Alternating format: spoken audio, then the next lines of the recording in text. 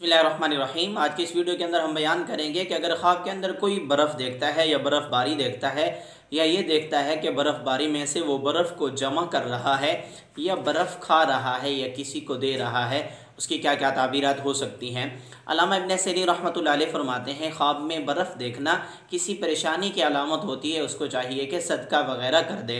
अगर कोई शख्स ख्वाब के अंदर देखे कि उसने बर्फ़बारी वाले इलाके में बर्फ़बारी देखी है, कि बर्फ़बारी वाला इलाका उसमें बर्फ़बारी हो रही है, हज़रत इब्राहीम करवानी रहमतुल्लाह अलैह फरमाते हैं खैर व बरकत की तरफ इशारा है और रिज़्क़ हलाल में इजाफ़े की अलामत है। अगर कोई शख्स ख्वाब के अंदर देखे कि बर्फ़बारी हो रही है और थोड़ी थोड़ी हो रही है तो खैर व बरकतें हासिल करने की तरफ इशारा है।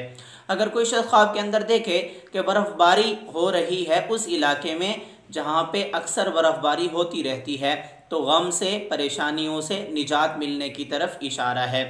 अगर कोई शख्स ख्वाब के अंदर देखे कि गर्मियों का मौसम है और गर्मियों के मौसम में बर्फ़बारी हो रही है और ये बर्फ़ को जमा कर रहा है, जिस कदर इसने बर्फ़ जमा की है उस कदर माल हलाल और नेमतें जमा करने की तरफ इशारा है।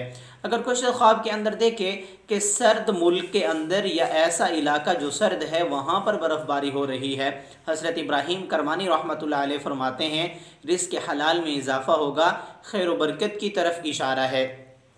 अगर कोई शख्स ख्वाब के अंदर देखे कि वो बर्फ़बारी में से बर्फ़ उठा के खा रहा है, ऐश से ज़िंदगी गुजारेगा, रिज़्क़ हलाल मिलेगा।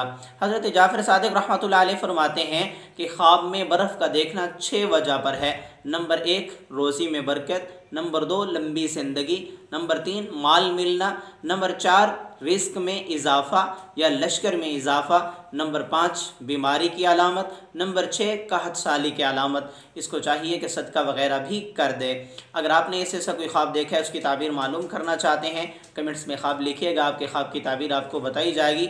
और अगर अभी तक आपने हमारे चैनल को सब्सक्राइब नहीं किया, जल्दी से कर लीजिएगा।